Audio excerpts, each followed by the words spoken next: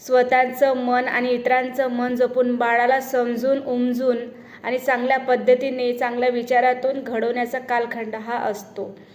तर मला असं वाटते की प्रत्येक आईने, जी आई गृहिणी आहे, जी घर सांभाळून आपल्या बाळाला सांभाळून सगळ्या जबाबदाऱ्या पार पाडते, आणि इतरही स्त्रिया ज्या बाहेर जाऊन काम करतात, त्यांनीसुद्धा आपल्या मुलांना भरपूर असा वेळ दिला पाहिजे. जेवढं त्यांना जमेल तेवढा वेळ आपण आपल्या बाळांना दिला पाहिजे.